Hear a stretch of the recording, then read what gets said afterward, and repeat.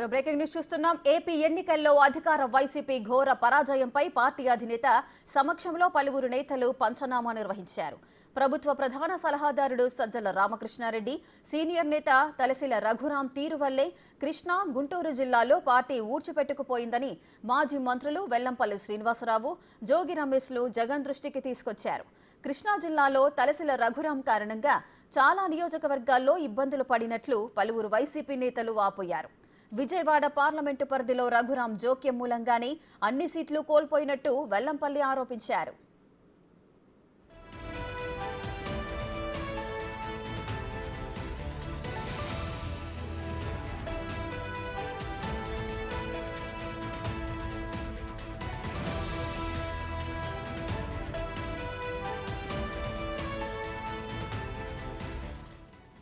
నియోజకవర్గాల్లో పరిస్థితిని అనేక సందర్భాల్లో తమ దృష్టికి తీసుకువచ్చేందుకు ప్రయత్నించినప్పటికీ సజ్జల అవకాశం ఇవ్వలేదని మాజీ మంత్రి వెల్లంపల్లి జగన్ దృష్టికి తీసుకొచ్చారు.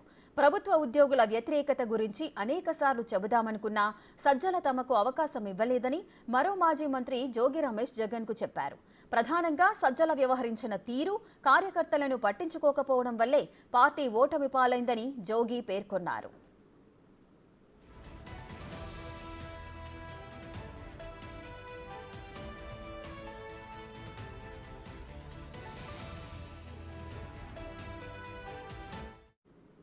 పార్టీ ఓటమిపై సమీక్ష పూర్తయిన తర్వాత జగన్ వారితో మాట్లాడుతూ ఇకపై ప్రతి అంశాన్ని తానే స్వయంగా పరిశీలిస్తానని చెప్పినట్లు వైసీపీ నేతలు చెప్పారు.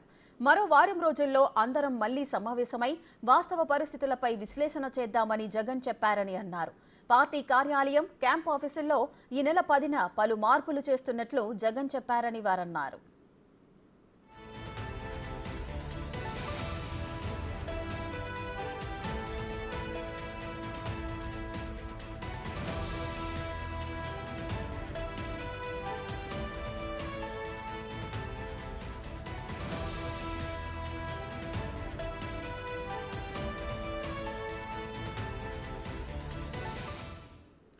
మరింత సమాచారం మా అమరావతి శివ లైవ్ లో అందిస్తారు. శివ, సార్వత్రిక ఎన్నికల్లో వైసీపీ పార్టీ ఘోర పరాజయం తర్వాత పోస్ట్ మార్టం అయితే నిర్వహిస్తున్నారు. ఇందులో అటు ముఖ్యంగా సజ్జలనే దీనికి ప్రధాన కారణం అంటూ కూడా అంటున్నారు. మరో విధంగా మాజీ మంత్రి తలసిల కూడా దీనికి ఒక కారణం అంటూ కూడా అందరూ పేర్కొంటున్నారు. దీనికి సంబంధించిన అప్డేట్స్ ఏంటి, ఏం జరుగుతోంది? మొత్తంలో చూసుకుంటే కనుక ఆంధ్రప్రదేశ్లో వైఎస్ఆర్సీపీ ఘోర పరాజయం తర్వాత ఆ పార్టీ పోస్ట్ మార్టం ప్రారంభించింది. ఈ పోస్ట్ మార్టానికి సంబంధించి కూడా వైఎస్ఆర్సీపీ నేతలు కని విని ఎరుగని ఆసక్తికరమైన అంశాలని ముఖ్యమంత్రి జగన్మోహన్ రెడ్డి దృష్టిలో పెట్టడం జరిగింది. ఒక్కసారిగా వీరు చెప్పిన సమాచారం విని కూడా కంగుతిన్న ఆయన పరిస్థితి నెలకొంది. ప్రధానంగా చూసుకుంటే ఆంధ్రప్రదేశ్లో ఇంత ఓటమికి సంబంధించి కూడా కేవలం సజ్జల రామకృష్ణారెడ్డి ప్రధానమైన కారణం అని చెప్పి కూడా మాజీ మంత్రి జోగి రమేష్, అలాగే పలువురు వైఎస్ఆర్సీపీ నేతలు ఘంటాపదంగా మాజీ సీఎం జగన్మోహన్ రెడ్డి చెప్పడం జరిగింది.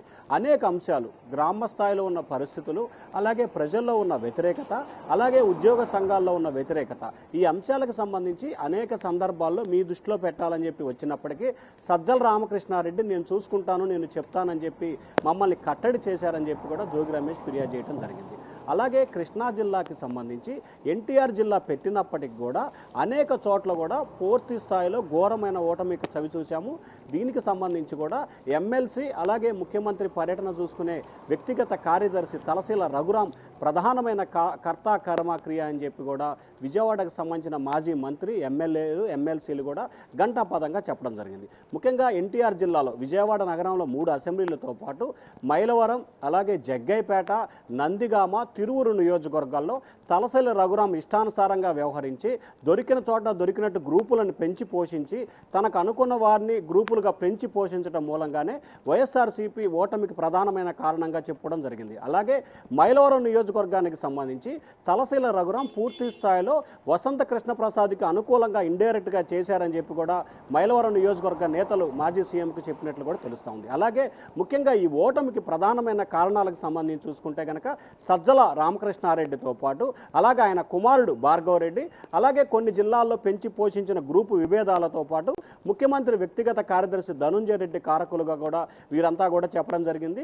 వీటన్నిటికి సంబంధించి ఏదైతే సానుకూలంగా విన్న జగన్మోహన్ రెడ్డి ఇక నుంచి ప్రతి అంశాన్ని తానే స్వయంగా పరిశీలిస్తాను, ప్రతి అంశాన్ని తన దృష్టికి తీసుకురావాలి, తన కలవటానికి ఎవరు కూడా మొహమాట పడద్దు, ప్రతి ఒక్కరూ తన వద్దకు వచ్చి మీ ఏదైతే ఇష్యూస్ ఉన్నాయో వాటిపై తన వద్ద డిస్కషన్ చేయాలని చెప్పి కూడా వారికి సూచన చేసినట్టు తెలుస్తూ ఉంది. అలాగే పార్టీ కార్యాలయం తాను ఉండేది వేరు చోట్ల ఉంటే కొంత టెక్నికల్గా ఇబ్బంది పరిస్థితి ఏర్పడుతుంది కాబట్టి ఏదైతే తన నివాస ప్రాంగణంలో ఉన్న ముఖ్యమంత్రి క్యాంపు కార్యాలయాన్ని ఇక నుంచి పార్టీ కార్యాలయంగా వినియోగించుకోండి, తను తరచూ తనని కలవండి, ప్రతి అంశానికి సంబంధించి కూడా తాను మీతో డిస్కషన్ చేస్తాను, అలాగే ప్రతి వారం రోజులకోసారి పార్టీకి సంబంధించిన రీజనల్ కోఆర్డినేటర్లు, జిల్లా అధ్యక్షులు, ముఖ్యమైన నాయకులతో సమావేశం అవుదామని చెప్పి జగన్మోహన్ రెడ్డితో వారికి చెప్పినట్టు తెలుస్తూ ఉంది. సో ఓవరాల్గా చూసుకుంటే సజ్జల రామకృష్ణారెడ్డి, ఆయన కుమారుడు భార్గవ రెడ్డి, ధనుంజయ రెడ్డి వీరు ముగ్గురే ప్రధానమైన కారణంతో పాటు జిల్లాలకు సంబంధించి గుంటూరు జిల్లాకు సంబంధించి అప్పిరెడ్డి కానీ, అలాగే ఆళ్ల అయోధ్యరామిరెడ్డి, అలాగే కృష్ణా జిల్లాకు సంబంధించి కూడా తలసేల రఘురామ్, ఇట్లా ఒక్కొక్క జిల్లాకు సంబంధించి ఒక్కొక్క నేతలు వారు ముఖ్యమంత్రి సజ్జల రామకృష్ణారెడ్డి పేర్లు చెప్పుకొని ఇష్టానుసారంగా వ్యవహరించి అక్కడ గ్రూపుల్ని పెంచి పోషించడం, వైఎస్ఆర్సీపీ నేతలను ఇబ్బందులు పాలు చేయటం, అలాగే డబ్బులు ఏదైతే పోల్ మేనేజ్మెంట్ విషయంలో తమ పాత్ర లేకుండా వారే ఇష్టం వచ్చినట్టు వ్యవహరించడం, కొన్ని చోట్ల అధికార పార్టీకి వ్యతిరేకంగా వీరే ప్రతిపక్ష పార్టీలతో కొమ్మక్కై పనిచేశారనేది ప్రధానంగా ఫిర్యాదు చేయడం జరిగింది.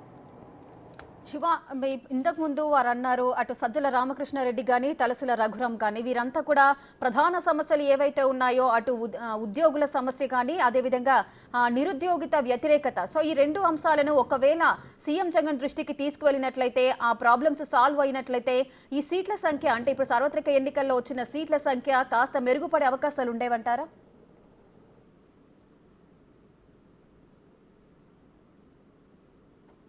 చలో విజయవాడకు పిలుపునిచ్చిన సమయంలో కూడా సజ్జల వ్యవహరించిన తీరు, ప్రతి విషయంలో కూడా సజ్జల రామకృష్ణారెడ్డి అనేక అంశాలు చెప్పినప్పుడు కూడా దృష్టికి తీసుకెళ్లకుండా ఆయనే ఒక షాడో ముఖ్యమంత్రిలా వ్యవహరించి అలాగే తమను ఇబ్బందులు పాలు చేసిన పరిస్థితి కూడా కలిగించింది. అలాగే ఉద్యోగుల విషయంలో కానీ నిరుద్యోగ విషయంలో కానీ ముఖ్యమంత్రి కనుక సానుకూలంగా స్పందించినట్లయితే, ఈ అంశాలు ముఖ్యమంత్రి దృష్టికి కనుక తీసుకున్నట్లయితే పోస్టల్ బ్యాలెట్ల విషయంలో ఖచ్చితంగా వైఎస్ఆర్సీపీ కొంత అనుకూలంగా పడే ఉంది. దాదాపుగా వన్ సైడ్ ఏదైతే పోస్టల్ బ్యాలెట్ కి సంబంధించి 5,39,000 ఓట్లు పడ్డాయో దీంట్లో దాదాపుగా 3,50,000 పైగానే ప్రతిపక్ష టీడీపీకి పడ్డాయి. సో ఈ అంశాన్ని కనుక ముఖ్యమంత్రి దృష్టికి తీసుకెళ్తే ఖచ్చితంగా మరొక 20 నుంచి 30 సీట్లు అదనంగా వైఎస్ఆర్సీపీకి వచ్చే అవకాశం ఉందని చెప్పి కూడా ఆ పార్టీ నేతలతో విశ్లేషించుకున్నారు. దానికి సంబంధించి కూడా గణాంకాలతో సహా ముఖ్యంగా ఎవరైతే మాజీ మంత్రి వెల్లంపల్లి శ్రీనివాసరావు కానీ, నందిగామకు సంబంధించిన మండితోక జగన్మోహన్ రావు కానీ, అలాగే గుంటూరు తనని ఓడించడమే ఏకైక ధ్యేయంగా కూడా గుంటూరు నగరంలో ఉన్న వైఎస్ఆర్సీపీ నేతలు పనిచేశారు. దీనికి కర్త కర్మ క్రియగా అప్పిరెడ్డి వ్యవహరించారని చెప్పి ఆమె కన్నీరు కూడా పెట్టుకున్నట్లు కూడా తెలుస్తోంది. సో ఓవరాల్ గా చూసుకుంటే ఎవరి ఇష్టానుసారం వాళ్ళు వ్యవహరించి అంతిమంగా పార్టీని స్థితికి తీసుకురావడానికి కారకులయ్యారు. ఖచ్చితంగా నిరుద్యోగులకి ఉద్యోగులకు సంబంధించిన సమస్యని అప్పటి ముఖ్యమంత్రి దృష్టికి కనుక తీసుకొచ్చినట్లయితే కొంత ఖచ్చితంగా ఫలితాల్లో మార్పులు చేర్పులు జరిగే అవకాశం ఉండేదనేది కూడా ఆ పార్టీ నేతల అభిప్రాయంగా కనిపిస్తా ఉంది. Right, thank you Shiva, thanks for the live details.